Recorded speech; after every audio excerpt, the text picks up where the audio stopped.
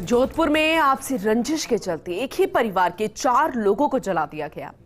हत्यारों ने परिवार की 6 महीने की मासूम को भी नहीं छोड़ा। आज चारों के शव घर के आंगन में जले हुए मिले। हत्याकांड के पीछे आपसी रंजिश की बात सामने आ रही है। मामला शहर के ओसियां तहसील के चौराई गांव का है। सूचना मिलने पर ओसियां पुलिस मौके पर पहुंची, घटनास्थल पर जांच पड़ताल की। फॉरेंसिक टीम भी मौके से सबूत जुटा रही है। इस सामूहिक हत्याकांड की वजह क्या रही, बदमाश कौन थे, कहां के थे, कितने थे, किस हथियार से मर्डर किया गया, यह सब अभी तक स्पष्ट नहीं हो पाया है। पुलिस ने बताया कि घटना मंगलवार रात करीब 3 बजे के आसपास की है। परिवार के लोग घर के बाहर सो रहे थे। इसी दौरान धारदार हथियार से गला रेत कर हत्या कर दी गई। इसके बाद सभी को घसीटते हुए घर के आंगन में लाया गया और आग लगा दी गई। ग्रामीणों ने जब सुबह घर से धुआं उठते देखा तो मकान के पास पहुंचे। यहां अंदर जाकर देखा तो पता चला 4 परिजनों के शव पड़े थे। पुलिस ने बताया कि 55 साल के पूनाराम, उनकी पत्नी भमरी, बहू धापू और धापू की 6 महीने की बेटी के शव जले हुए मिले। बच्ची का शव तो पूरी तरह जल गया था, बाकी के शव तकरीबन 30% जले थे। पुलिस के मुताबिक परिवार खेती बाड़ी करता है। बजरंग सहयोगी हमारे साथ जुड़ चुके हैं, उनका रुख करेंगे। बजरंग, जाहिर सी बात है जो ये हत्याकांड हुई है और जो बदमाश थे, जो हत्यारे थे, उनके दिल में बिल्कुल भी रहम नहीं था, इसीलिए 6 महीने की बच्ची को भी उन्होंने नहीं बख्शा। इसकी जितनी निंदा की जाए उतनी कम है। लेकिन फॉरेंसिक टीम भी पहुंची हुई है, पुलिस प्रशासन पहुंचा हुआ है। अभी तक जांच में कुछ सामने आ पाया? जी, अभी प्रथम दृष्टया पुलिस और फॉरेंसिक टीम ये सारी जांच कर रही है। मैं मौके पर पहुंच गया हूं।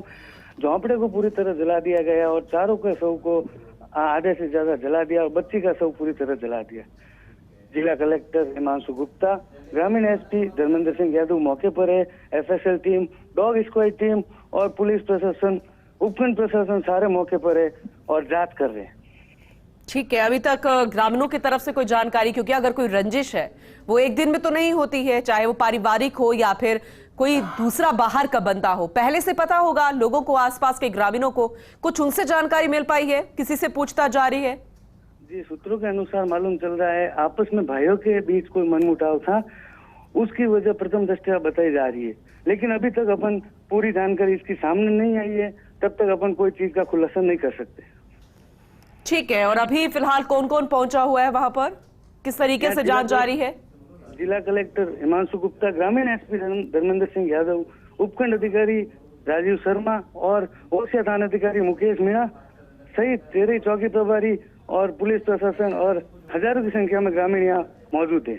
ठीक है, और प्रथम दृष्टया क्या लग रहा है, क्योंकि अभी तो हमने पूरी डिटेल बता दी है, जिस तरीके से अंदाजा लगाया जा रहा है कि घर से किस तरीके से बाहर तक लाया गया है, यानी कि पहले हत्या कर दी गई है, उसके बाद शवों को जलाया गया है और 6 महीने की बच्ची थी वो तो पूरे तरीके से जल चुकी है। बिल्कुल दिल नहीं पसीजा है उन हत्यारों का। तो ऐसे में किस तरीके से वारदात की होगी, प्रथम दृष्टया वहां पर क्या बातचीत चल रही है, कौन से हथियार से पहले मारा गया होगा एक साथ, क्योंकि चीख पुकार तो हुई होगी, एक साथ तो नहीं हत्या की जा सकती। अभी इसमें लग रहा है कि हत्यारा एक नहीं था, 2-3 जने उनके साथ थे और उसके बाद बच्ची के शव को सूत्रों के अनुसार चूल्हे के अंदर रखा गया है। उसके बाद दूसरे शवों को वहां पे रखा गया है। अभी थोड़ी देर में ग्रामीण एसपी धर्मेंद्र सिंह यादव मौके पर है, वो खुलासा करेंगे और यहाँ से शवों को ओसिया जिला उप जिला अस्पताल में ले जाया जाएगा और वहाँ पे पोस्टमार्टम किया जाएगा। लेकिन बजरंग, ये भी बताइएगा, क्योंकि आपने कहा कि एक से ज्यादा हो सकता है, क्योंकि एक व्यक्ति का ये काम है ही नहीं है, लेकिन ये कोई संपन्न परिवार नहीं है, निर्धन परिवार है, खेती बाड़ी करता था, तो ऐसे में क्या रंजिश हो सकती है, चाहे वो हम पारिवारिक भी माने तो? क्या इतनी ज्यादा रंजिश की हत्या कर दी जाए और निर्मम तरीके से जला दिए जाए शव? अभी रंजिश का मामला पूरा तरीके से सामने नहीं आया है। जब तक ग्रामीणों के अनुसार मालूम चल रहा है कि कोई जमीनी विवाद हो सकता है भाइयों में आपस में और पुराना विवाद हो सकता है, अभी तक कोई खुलासा ऐसा सामने नहीं है जिससे अपन एकदम सही तरीके से अपन बयां कर सकते हैं कि ये चीज हुई है या ये नहीं हुई।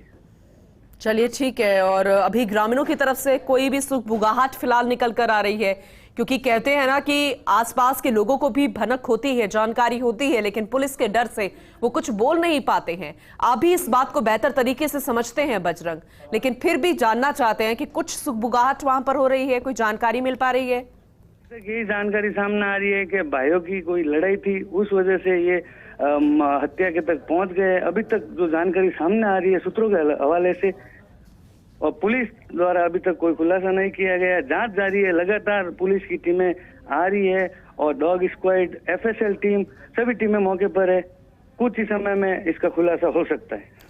ठीक है, आप बने रहिएगा बजरंग, आपसे आगे भी जानकारी लेते रहेंगे, लेकिन कुछ सवाल फर्स्ट इंडिया के हैं, वो तब तक पूछता रहेगा जब तक पता नहीं चल जाता कि आखिर ये हत्यारे कौन थे, क्या मकसद था उनका इस हत्या के पीछे, और निर्मम तरीके से हत्या की गई है आखिर क्यों, किस वजह से, आखिर कब ये हत्यारे पकड़े जाएंगे, क्योंकि सुबह की ये घटना है, अब न्याय कब मिलेगा ये सवाल खड़ा हो रहा है। हिमांशु गुप्ता जी हमारे साथ जुड़ चुके हैं, जोधपुर के जिला कलेक्टर हैं, उनका रुख करेंगे।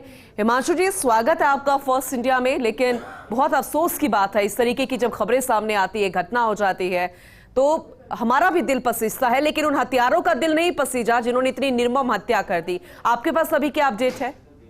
देखिए, मैं और एसपी साहब हम हमारे प्रशासन और पुलिस अमले के साथ मौके पे ही हैं।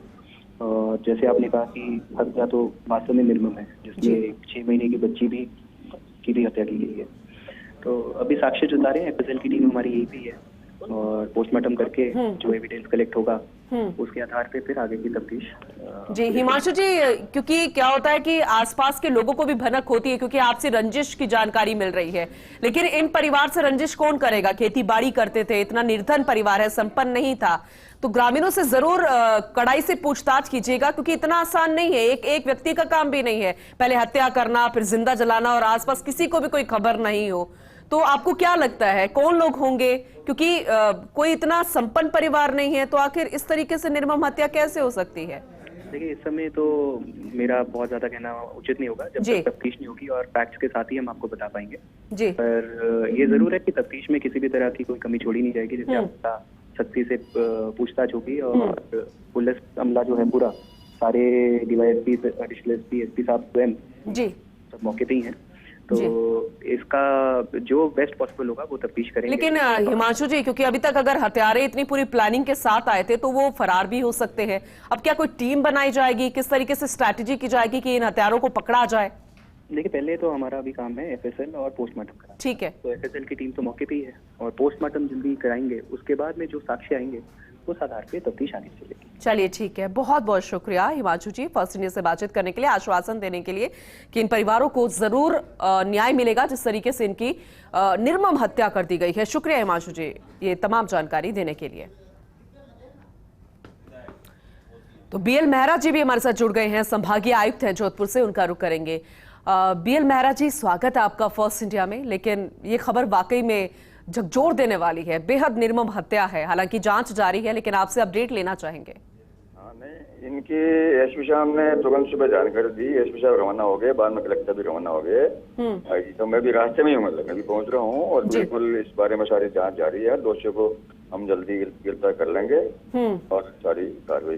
बिल्कुल सर, एक नहीं 4 लोगों की हत्या कर दी गई, उनको जला भी दिया गया है, 6 महीने की मासूम बच्ची भी थी, आखिर उसका क्या कसूर था, कैसी रंजिश है ये? तो सर आप आश्वासन देते हैं कि इस परिवार को न्याय मिलेगा? बिल्कुल इस परिवार को न्याय मिलेगा, बिल्कुल निष्पक्ष जांच होगी, जल्दी जांच करके और तुरंत मतलब दोषी लोगों को गिरफ्तार कर लिया जाएगा, कानूनी कार्रवाई की जाएगी, सख्त कार्रवाई की जाएगी। चलिए ठीक है, शुक्रिया बीएल मेहरा जी फर्स्ट इंडिया से बातचीत करने के लिए और ये बताने के लिए कि जरूर इस परिवार को न्याय मिलेगा, हालांकि वो रास्ते में है, जल्द वहां पहुंचेंगे, साक्ष्य जो जुटाए जा रहे हैं फॉरेंसिक टीम द्वारा अपडेट ली जाएगी, और आश्वासन दिया है फर्स्ट इंडिया को कि जल्द से जल्द बदमाश भी, हत्यारे भी धरे जाएंगे और इस परिवार को न्याय मिलेगा, उन हत्यारों को सख्त से सख्त सजा होगी। क्योंकि फर्स्ट इंडिया भी लगातार ये सवाल कर रहा है कि आखिर ये हत्यारे कब पकड़े जाएंगे, कब इस परिवार को न्याय मिलेगा। तो एक ही परिवार के 4 लोगों की हत्या कर दी गई। अब एक साथ 4 लोगों की हत्या कर देना, किसी को कानो कान खबर ना होना, ये कैसे संभव है? इसीलिए यही आशंका है कि एक से ज्यादा इसमें हत्यारे हो सकते हैं। प्री प्लानिंग थी, क्योंकि इसमें 2 महिलाएं बताई जा रही है, एक पुरुष था, एक मासूम बच्ची 6 महीने की। अब सवाल यह है कि आखिर उसे मारते वक्त क्या किसी का दिल नहीं पसीजा? आखिर उसका कसूर क्या था? उन महिलाओं का कसूर क्या था? उस पुरुष का कसूर क्या था कि उसे मार दिया गया, हत्या कर दी गई? फिर अब उनको अंतिम संस्कार नसीब किस तरीके से होगा, क्योंकि उन्हें तो जला भी दिया गया है। 4 लोगों के मर्डर के बाद झोपड़ी को जला दिया गया, पूरे घर को जला दिया गया। आखिर ये कैसी रंजिश है? हमारे सहयोगी राजीव गौड़ हमारे साथ जुड़ चुके हैं, उनका रुख करेंगे। राजीव, इस घटना की जितना निंदा की जाए उतनी कम है। मासूम बच्ची 6 महीने की, उसे भी जला दिया गया, मार दिया गया, 4 लोगों को एक साथ। फिलहाल अभी अपडेट बताइएगा पूरी खबर में। देखिए, हर कोई हैरान है कि आखिर जोधपुर को हो क्या गया है। एक के बाद एक जिस की घटनाएं सामने। इस घटना की अगर बात करें तो लगता है कोई आपसी रंजिश है। सभी को बाहर पहले मार करके उसके बाद में एक जगह चौक में ला करके जला दिया गया है। सुबह लोगों को पता लगा पति कहीं और जगह काम करता है, नाइट ड्यूटी होती है, शाम को खाना खा के वो निकलता है, दूसरे दिन सुबह आता है और रात को 3:30 बजे की ये घटना है। तो जैसे तैसे उसको इतला की, वो पहुंचा तो वो कबक्का रह गया। कलेक्टर हिमांशु गुप्ता, पुलिस अधीक्षक धर्मेंद्र सिंह मौके पर है, आईजी जनरल शेर और जो संभाग के आयुक्त हैं बीएल मेहरा, उन्होंने फीडबैक लिया है। संगीता बेनीवाल जो की बात की, उन्होंने फीडबैक लिया है। एक कुल मिलाकर के बात यह है कि इससे की जो घटना सामने आई है, हर कोई हैरान है कि किसी की कितनी भी दुश्मनी क्यों नहीं हो, पूरे के पूरे परिवार को नष्ट कर दिया। अब समझा जा सकता है। अब जो हालात है सबके सामने है। अब एफएसएल की टीम पहुंची है, पुलिस की टीम पहुंची है, जाब्ता पहुंचा है और पूरे मामले की पड़ताल की जा रही है। देखिए, इसी के पास में लगता जो फलोदी विधानसभा क्षेत्र, उसके पास में एक बार 2-3 साल पहले एक साथ 11 पाक विस्थापित जो हैं, उनमें पहले घटना आई थी। पहले तो एक साथ वो मौत के मुंह में चले गए थे, कुछ विषाक्त पदार्थ खा लिया था, उसकी जांच हुई नहीं। उससे पहले ये जो मामला सामने आया तो चौंकाने वाला है। हालांकि पुलिस प्रशासन ने गंभीरता दिखा के मौके पर पहुंचा, लेकिन घटना हो चुकी है और कहीं ना कहीं जब तक, क्योंकि गांव का माहौल है तो सीसीटीवी भी खंगालना मुश्किल होता है, लेकिन कोई ना कोई कॉल डिटेल के आधार पर पता लगेगा कि आखिर क्या दुष्प्रवृत्ति थी। या पति से पूछताछ की स्थिति भी नहीं है, क्योंकि घर में इतना बड़ा हादसा हो गया, घर पूरा परिवार पूरा खत्म हो चुका है। जी पूनम, तो अभी प्रथम दृष्टया क्या लग रहा है, क्योंकि किस तरीके की आपसी रंजिश हो सकती है? जान से ही मार दिया गया, पूरा परिवार खत्म कर दिया गया, झोंपड़े को जला दिया गया। सवाल यह है कि इतना निर्धन परिवार है, खेती बाड़ी करता था, तो क्या अगर पारिवारिक रंजिश भी है, क्या इतनी ज्यादा हो सकती है?